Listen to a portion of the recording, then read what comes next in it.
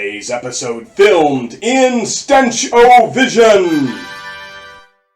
You know, Hollywood has done a fantastic job helping to destroy the college experience. Instead of expecting higher education, too many have grown up watching movie after movie after movie, painting college as just 4 years of hard drinking, drugs, parties, ritualistic hazing deaths, and consequence-free sexual assault. And today's sleazy slice of cinema is no different. 1988's Nightmare Sisters. It's kind of like Revenge of the Nerds, if the nerds were possessed by demons that turned them into sex-crazed, murderous hotties, instead of just becoming violent sex offenders and rapists that we're still expected to root for. And before we get started, I want you all to be 100% clear on what kind of quality filmmaking we're about to witness. Apparently, this whole movie was made as a dare for director David DeCatteau to see if he could even do it. The script took a week to write, and it was filmed in 4 days. So let's shotgun that six-pack and get one last panty raid in as I rattle off that sleaze docket to see what this semester's curriculum will offer. We have 4 dead bodies, 0 cups blood, 10 naked breasts, 2 naked butts, 1 naked bajingo, 1 all-girl bubble bath, for almost 270 well-lit seconds. Constant tompeepery, 1 gigantic set of horse dentures, 1 goofy fat suit that isn't fat at all by today's standards. Orgasm via crystal ball. 3 Lorena Bobbits. I'm using that name as a verb, by the way. 1 decapitation. 1 deep-throated banana. Sloppy communal peach pie groping. 1 Linnea Quigley music video. 1 rubber mask final boss. Numerous homophobic slurs, and racist Indian caricaturing so bad you'll think Apu from The Simpsons was dignified by comparison and feel bad for making them feel like they had to get rid of him. And before we begin, let me remind you that today's episode was filmed in Stench-O-Vision. Break out your sealed packet of Stench-O-Vision cards that you got with last week's TV guide and watch for the prompts. When instructed to do so, scratch the matching numbered card to enjoy the smells that correspond to the action on the screen. And don't scratch them early, you'll ruin the fun. Our movie begins with a woman who can't find her husband seeking guidance from a fortune teller, Omar. Apparently he was having an affair, and they found a giant pile of ashes in his bed among his personal items. The fortune teller slaps the husband's watch against his forehead and says it's pulsing with psychic vibrations, and then reminds her his services ain't free. Now that he's got the cash, the spirits are much more willing to cooperate.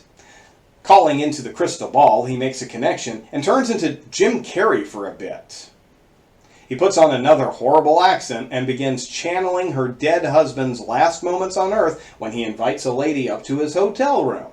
And the trance continues through to the conclusion of the dirty deed, if you catch my drift.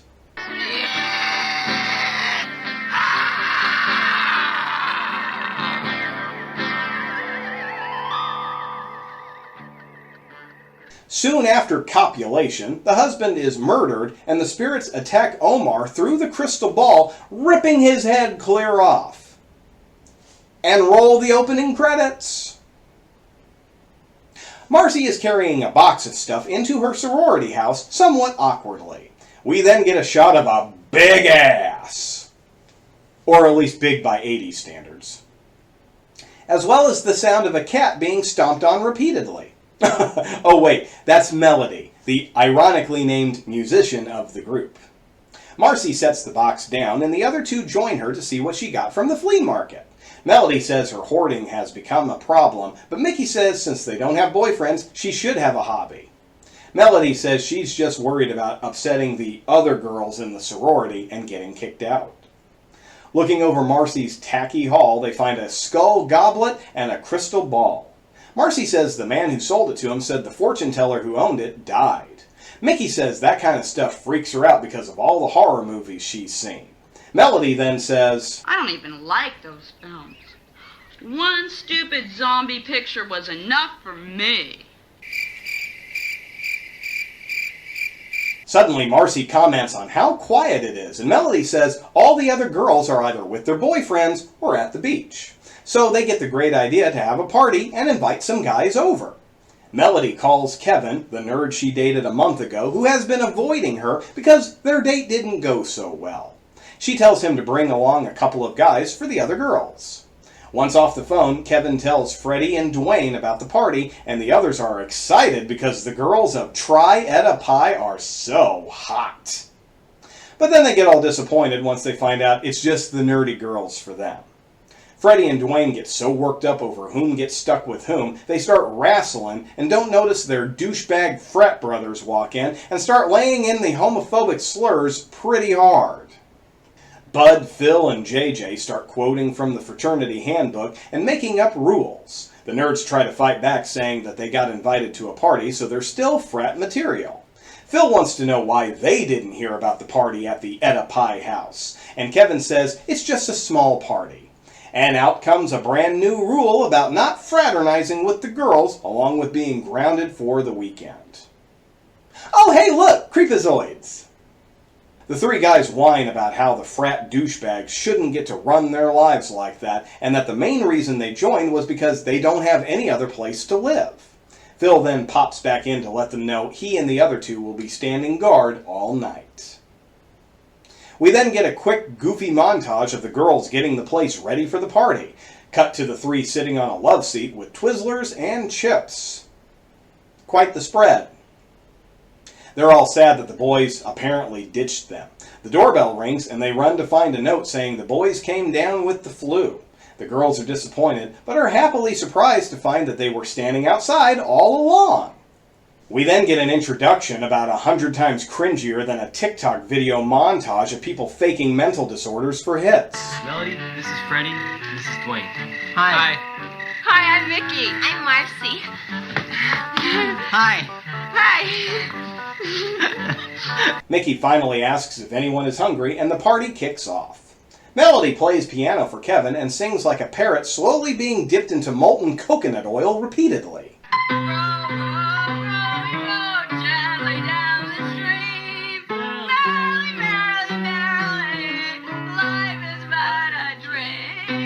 Marcy and Dwayne go through photo albums of her family vacations. Mickey and Freddie hit the snacks hard and talk about his dead stepdad. Then Melody suggests a round of Twister out in the yard, only for Mickey to immediately crush everyone on the first play. You know, because she's so fat. Back at the frat house, the douchebag trio sneak into the boys' room to do the old hand in warm water gag and find out they've been tricked. With the Twister done, our gang is trying to come up with something else to do, and Marcy suggests a seance with her brand new crystal ball. Mickey's still not wild about the idea, but the boys tell her it'll be okay. Marcy cracks open a very old and worn book and actually comes off kind of nerdy cute here. Elohim, Adonai, Zeboah, Elion, Sade, Tetragrammaton. She says they need a spirit guide, and Freddie suggests his stepdad. See, there was a plan for that all along. Suddenly, the crystal ball lights up, and we see Omar's ghostly presence talking to them from beyond the grave. He warns the girls that they are all in danger and commands them to follow his instructions. He tells the girls to touch the crystal ball, and crappy orange lightning effects blast out and light up the whole house. When we cut back, the three girls are all sexy, topless, and wet for some reason. Oh, I'm not complaining. I'm just making an observation. Suddenly, their voices are breathless and airy. Melody's donkey teeth have disappeared, and Mickey is... Well, the movie wants me to believe she's skinny now, but all they did was take off the baggy moo-moo. The girls take the boys to the kitchen for some peach pie, which quickly devolves into a communal pie-eat. Just then, the frat douchebags show up and find a convenient window to see the girls smearing the pie all over their bodies.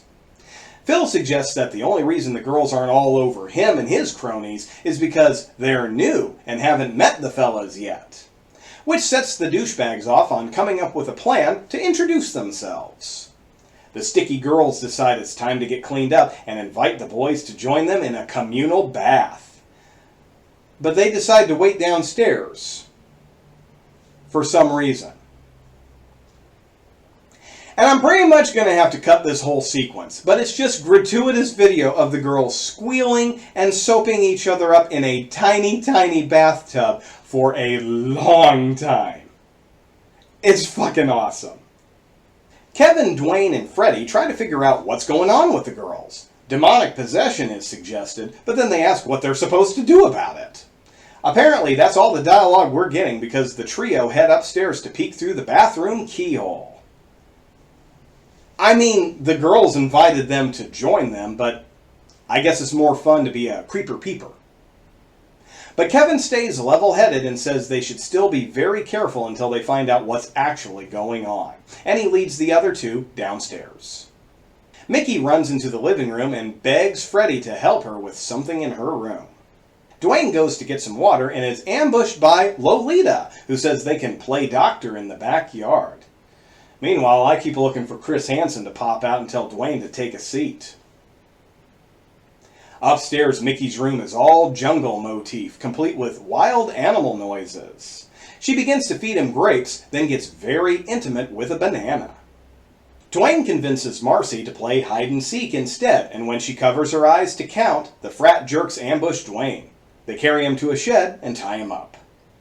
Freddy gives Mickey the slip but runs right into the guys who capture him as well, and JJ takes his place in Mickey's room. And I gotta skip this next sequence, but eventually the fangs come out right as Mickey goes downtown. Melody has joined Kevin in the living room and offers to play him some music. Suddenly she's got some pipes and we get a little peekaboo rock video. Fun fact, this performance is actually a song from Linnea Quigley's band, The Skirts. And I didn't know she was even in a band until I looked this one up. While she's rocking out with her tatas out, Bud and Phil bust in and take Kevin to the shed. Bud takes a seat on the couch and Melody pounces. Phil has to get his asshole points in by letting our guys know what the plan is. They try to warn him the girls might be dangerous, but he just laughs it off and heads inside. Cut back to Bud, who's getting his little bud pruned. When we cut to the wide shot, Bud's clothes are still in place, but he's completely gone.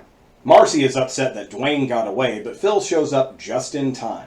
They go to Marcy's room, which is looking a lot more like the red light district if Rob Zombie was in charge. She steps away to change into something more comfortable and comes back in leather. And apparently the S&M was too much for this movie because the camera cuts to a great shot of the hallway while we listen to the fun.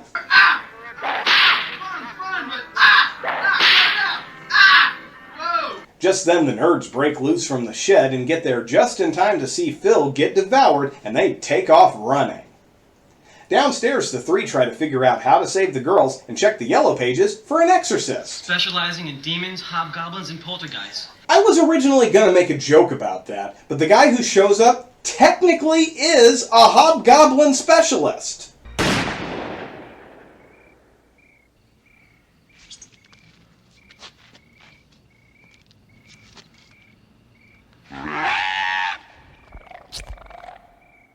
Perrin shows up and starts getting the details of the possession. Age, sex, matter of possession. Kevin says it was through a crystal ball, and Perrin shames them for playing with such things. Dwayne tells them that their sexual appetites have gone through the roof and that the toothy blowjobs turn the boys to dust. Perrin then identifies the possession is definitely a succubus, and that a single entity can possess multiple hosts. He then tells the boys their jobs. Kevin gets some rope, Freddy gets herbs from the kitchen, and Dwayne is volunteered to be bait to lure the demon. Once in the living room, the girls are netted and tied up over a hexagram on the floor. Perrin begins the ritual while the girls talk dirty to him. Eventually, the succubus leaves the girls and starts cackling like a chipmunk from somewhere else in the room before appearing. Perrin throws the bags of herbs at it, which only causes it to sneeze. Melody tells Kevin to destroy the crystal ball as it's the source of her power. He grabs it from the table and chucks it out into the front lawn. Smashing into a blast of yellow lightning, the succubus vanishes. The boys untie the girls who conveniently didn't get back any of their former physical attributes. Perrin leaves for a vampire staking appointment, and the kids go back to the yard to play another round of Twister, all while a glowy spot flashes from behind them. The end. Whew boy, probably one of the flimsiest excuses for exposed flesh I've done on the show. The cringy cornball cheesiness was really rough to sit through, but at least the director gave us what we came here for. Naked women, which I have to give credit for. I mean, a lot of these kinds of movies sold themselves as an opportunity for nudity and then barely delivered. But this one is about as subtle as a pickaxe in the spleen. Paper-thin plot to get some girls out of their clothes. God bless you, David DeCato. Of course, if you were a 90s kid, you might have seen this movie on USA's Up All Night, but in a drastically altered version. Apparently, all the scenes involving nudity were reshot to put the girls in lingerie instead. And the bubble bath scene was removed entirely and replaced with the girls in lingerie jumping on a bed, playing with balloons, and blowing bubbles. And since I mentioned him earlier, this is the third DeCato movie I've done.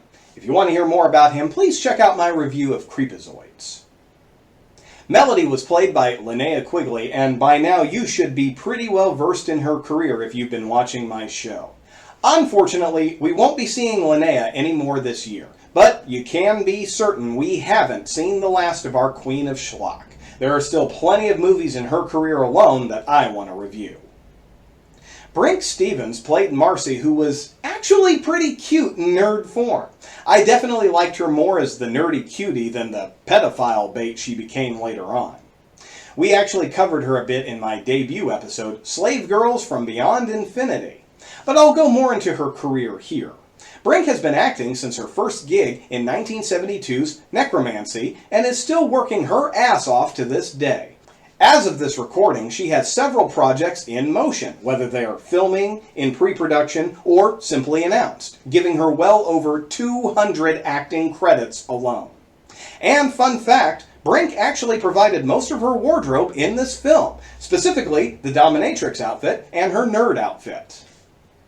Michelle Bauer played Mickey, but you might know her better by her porn name, Pia Snow, which I always thought was an unfortunate name once you think about it for more than a second. That's not lemon! Some of her non-X-rated movies include The Tomb, Assault of the Party Nerds, Sorority Babes and the Slimeball Bowl-orama, Dr. Alien, Puppet Master 2, Toulon's Revenge, Evil Toons, and Attack of the 60-Foot Centerfolds. And the voice of the succubus, Kenneth J. Hall, was actually the writer of this movie. And he has gone on to some pretty cool special effects projects, including Ghoulies 1 and 2, Critters, Carnosaur, Dollman vs. Demonic Toys, Puppet Master 4 and 5, and Jack Frost. Alright kiddies, you can stop worrying about your parents walking in on this one because it's another episode in the books. But join me next time for another putrid pick from the pantry. And until then, this is your downtown clowny clown Sugar Pants. See you in your dreams.